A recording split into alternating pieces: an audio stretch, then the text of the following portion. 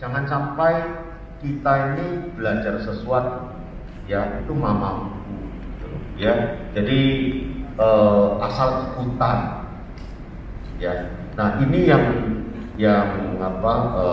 kita sendiri, saya pribadi itu saya harapkan jangan sampai seperti itu ya, gitu loh. Karena apa? Belajar sesuatu itu harus ada ketulusan ya, kemudian harus ada satu tekad yang cukup kuat untuk mempelajari. Kalau tidak, ya ujung-ujungnya cuma separuh jalan, ya separuh jalan ditinggalkan. Itu sangat disayangkan. Karena apa? Karena pasti tidak mendapatkan apa-apanya, ya gitu loh. Nah, kalau tanya saya belajar Taoyusu ini kalau tidak salah sejak tahun 74 atau 75. Sudah 40 tahun ya. Nah, proses pembelajaran itu sampai detik ini saya masih belajar, terutama yang berhubungan dengan konteks spiritualnya ya. Karena bagi saya konteks spiritual ini misteri ya. Saya adalah background saya atau pendidikan terakhir saya itu adalah teknik elektro. Saya sarjana teknik elektro. Jadi tidak mudah untuk begitu percaya apa yang saya pelajari, ya, gitu loh. Nah, sehingga selama puluhan tahun ini saya mencoba untuk melihat dan meneliti tentang spiritual yang ada ya. Di luar atau selama perjalanan saya mempelajari ini, itu kalau kita lihat banyak di luar sana itu bukan ngomong tidak benar ya, tapi banyak yang tidak lengkap. Kemudian juga penambahan bumbu kecap-kecapnya ini terlalu banyak, sampai terkadang begitu fantasinya ya, sehingga ilusi-ilusi itulah yang dimasukkan. Ada juga yang memang tidak tahu, ujung-ujungnya ngawur saja yang dituliskan atau yang diajarkan ya. Sehingga kalau kita perhatikan banyak dari teman yang di luar sana melihat bahwa Tao Chow ini orang-orang yang goblok-goblok ya, jadi nggak ngerti apa-apa, ngawur aja. Nah inilah ya. Nah, saya mencoba untuk memahami ini semua. Kemudian saya selalu punya pemikiran adalah Tao ini ya. Jadi Tao Chow ini harus bisa sejalan dengan ilmu pengetahuan. Kalau sampai kita yang belajar Tao ini disandingkan dengan ilmu pengetahuan dan kita banyak complongnya, ya, berarti ada yang salah. Ya. Saya ceramah di luar sudah cukup banyak. Ya, yang hadir profesor, doktor juga banyak. Ya, saya paling takut kalau kita belajar spiritual Tao ini ditanyain seseorang dan tidak bisa menjawab. Ya, itu yang saya paling takut. Makanya selama puluhan tahun saya getol untuk mencari tahu, untuk mengalami sendiri. Ya, contohnya misalkan, kalau ada seseorang bertanya bahwa apa itu karma itu, percayakah kita ini ada karma? Gimana kita jawab? Oh ya, karma karena kita lahir memang karena karma kita. Enak aja.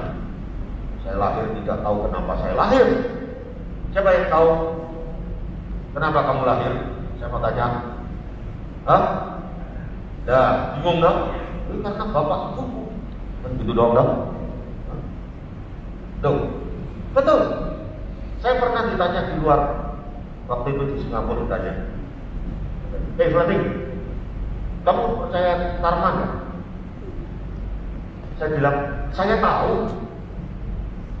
Tentang percaya atau tidak sebentar. Saya tanya, saya tahu. Tapi dia tanya, kamu percaya nggak?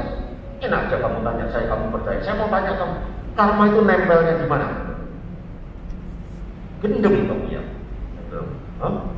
Kalau saya tanya karma itu nempelnya di mana? Enak aja begitu lahir. Oh iya, hasil dari karmamu. Ilmu saja. Itu betul kan enggak? Sekarang saya mau tanya, kenapa sih kok kamu lahir? Bisa jawab nggak? Hah? Loh, kalau nggak bisa jawab, lantas memangnya karma enggak? Gimana jawabnya? Hah? Ceroboh kita ya. Kalau dibilang gitu gimana? Oh iya, belum dilanjut ceroboh dan bodoh, sialan. Hah? Oh kita ini keturunan dari ceroboh dan bodoh. Sialan kamu. Hah? Oh saya paling takut kalau diomongin begitu. Loh, kita ini keturunan Lombok Juandren kok. Hah? Keturunan naga. Lombok Juandren kok goblok sialan kamu. Hah? Betul kan? Makanya saya jawabnya juga hati-hati kalau di luar itu. Dia tanya, kamu percaya karma? Saya tahu. Bukan ngomong saya percaya, saya tahu. Tapi saya balik dulu. Kenapa kamu tanya seperti itu? Kalau kamu tanya seperti itu berarti kamu tahu kan? Pertanyaan saya adalah, nempel di mana karma? Langsung. Saya bilang, tanyakan ke yang guru yang ngajar kamu. Karma nempel di mana? Berarti semuanya ceroboh. Betul kan? Ya. Nah ini nanti aja ya tentang karma nanti saya jelaskan lebih jauh dan itu sederhana sebenarnya. Saya bisanya mengerti karma ini juga saya teliti, saya lihat, saya gini dan saya ngalami dan akhirnya setengah tahun lebih baru saya bisa paham. Ya. Lantas yang berikutnya, ya, kenapa kamu kok mau sembahyang? Kalau orang tanya, ngapain kamu sembahyang? Hah? Gimana jawab? Oh, sembahyang supaya baik hatinya. Gak usah sembahyang juga bisa baik, asal kamu mau baik, enak aja. Kalau tidak baik berarti apa? Oh, sedisian ini salah, karena didik saya jadi jelek. Enak aja ngomong. Hah? Betul atau salah? Yo, saya mau tanya. Sembahyang supaya baik. Tidak usah sembahyang juga baik kok, asal kamu mau baik. Kalau sembahyang kemudian kamu tidak baik, salahkan. Oh ya Tuhan tidak mengajarkan saya berbuat baik. Oh enak ya. Kambing hitam, cari kambing hitam, tidak ada kambing hitam, kambing putih pun coret jadi hitam, hitam. Betul? Dan ini banyak pertanyaan. Seandainya nanti ya toh anak cucu kita bertanya, Pak, Ma, untuk apa tuh sembahyang ini? Gimana jawabnya? Bus, ikut. Anak sekarang bisa begitu kan? Saya mau tanya, loh, informasi begitu hebatnya, tidak begitu mudah. Lantas karena kita yang sembahyang ke kelenteng ini tidak bisa menjawab dengan baik, makanya kelenteng-kelenteng ini makin lama makin sepi. Coba mau sembahyang bawa tenteng-tenteng yang banyak macamnya, akhirnya apa? Sembahyang jadi beban hidup. Seandainya sembahyang jadi beban hidup, untuk apa sembahyang? Hidup sudah beban, sembahyang tambah beban, yang ngapain? Itu saya tidak peduli. Kalau Gojek tidak usah ngomong lagi. Betul kan? Kita bisanya bergaul ini ya, karena apa? Karena cengli. Coba kalau saya sama kamu bergaul kemudian saya selalu Gojek aja, kamu mau sama saya? Lo betul kan? Cuma, coba tanya. Orang bisa berdiri dengan baik karena ini. Ya kan? Maka kita kalau mau ngajarin sembahyang, ngajarin apa? Dan kalau kita untuk apa sembahyang aja sudah bun-bun kok, ngajarin apa lagi?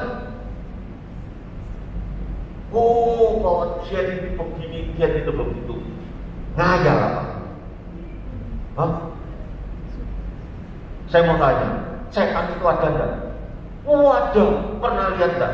Enggak pernah. Kakeknya enggak pernah, kakeknya enggak pernah lihat. Sampai cucunya ketakutan gara-gara setan. Ya kan bingung. Yo, enggak percaya, coba ditelusuri. Ya kan? Kita ini termasuk apa? Spesies model apa sih? Katanya pintar. Manusia itu yang dari sekian banyak makhluk hidup, manusia yang bisa tersenyum. Kenapa kok manusia bisa tersenyum? Coba lihat binatang yang lain, bisa tersenyum? Monyet aja cuma meringis, nggak bisa tersenyum. Kenapa? Kok sekarang manusianya yang paling jelek? Kalau anjing itu masih setia pada majikannya luar biasa. Kalau manusia, tar kan gitu kan? Hah? Ada apa? Nah, kemudian di sisi yang lain, kalau misalkan kita lihat ada orang kesurupan, kok bisa? Kemudian kita misalkan ada saudara, famili atau siapa yang meninggal atau kakek meninggal, anak kecil bisa lihat, oh si engkong, si emak kok datang? Ada apa ini? Pernahkah kita memikir itu semua? Kalau misalkan yang meninggal ini ada sosok yang bisa balik, yang bisa lihat, maka di dalam raga kita ini ada siapa? Kalau nanti kita sudah meninggalkan raga ini, modelnya jadi yang seperti itu juga. Lantas mau kemana mereka ini? Seandainya mereka ini kamu, gimana?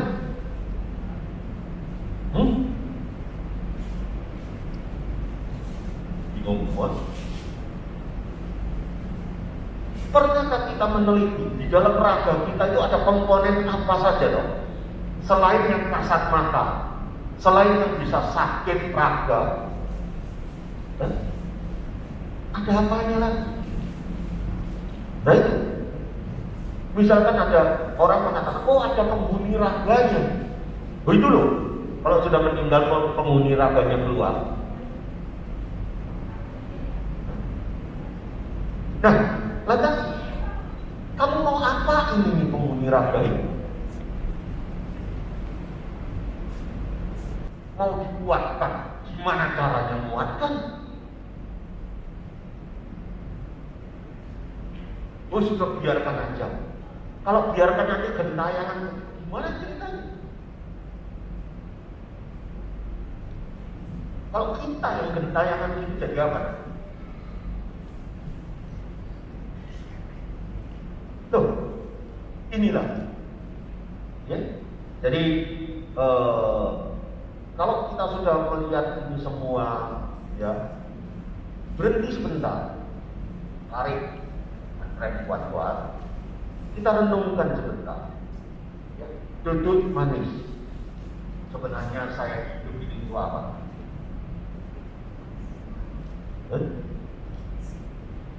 Saya hidup ini itu apa? Membingungkan.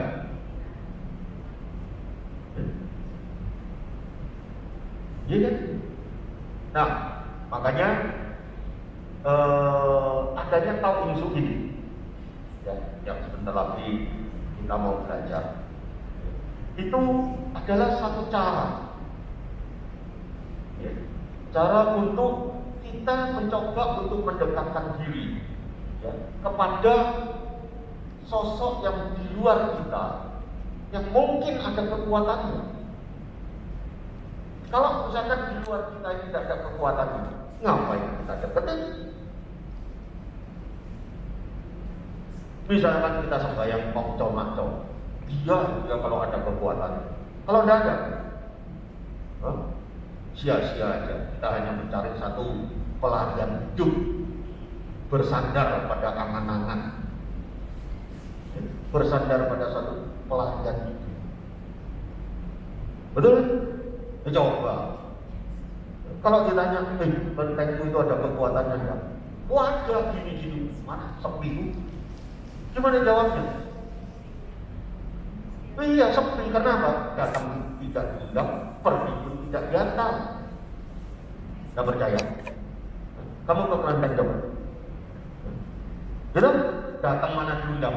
Enggak, pokoknya datang aja baik-baik ke kongco.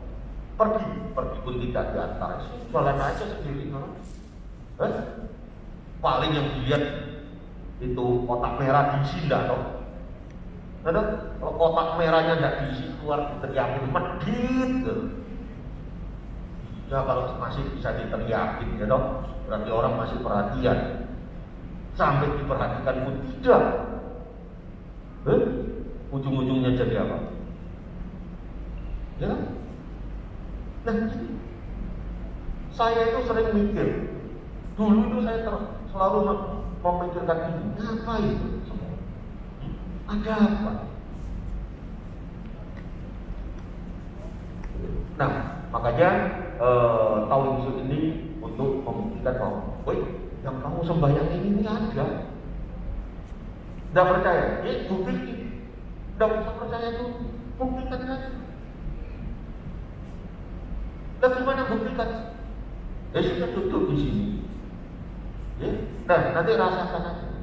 Kalau ada kekuatan dari luar yang menggerakkan tangan kamu, ikutin aja. Ikutin aja. Nah, itu loh kekuatan. Dan kamu dalam kondisi sadar, bukan kondisi tidak sadar. Kalau dalam kondisi tidak sadar, sama aja dengan kesurupan. Ngapain belajar kayak gitu? Isinya dari penghuni ragamu kamu dikeluarkan atau didesak, dipepetin, kemudian diisi yang lainnya. Mau kamu begitu? Lah iya kan? Pasti nggak mau nih. Kalau misalkan memang sen-sen ini punya kekuatan yang lebih, ngapain masuk ke tubuh kan? Goblok bener. Betul? Nah, kemudian saya juga ditanyain dulu di luar. Lah kenapa kok kalau saya harus membuktikan itu dengan gerak tangan? Dengan gerak tangan ini baru, iya terasa ada kekuatan. Kenapa kok cuma begitu? Kalau beliau itu maha. Betul kan? Saya pernah ditanya sampai saya bilang begini, kalau misalkan kamu ini jenius, hebat, pokoknya sebalanya dan top, profesor, pinter. Saya duduk di sini, bisu, tuli, buta. Untung-untung tidak bebal. Tolong ajarin saya. Sejenius-jeniusnya kamu bingung. Jaraknya jauh sekali. Ya, makanya komunikasi yang paling primitif itu adalah dengan gerak tangan. Ya kan? Anak kecil tuh, ya. Pasti bimbingnya dengan diomongin untung-untung ngajarin babinya ini, diajarin ngakok yang ngajarin juga stres.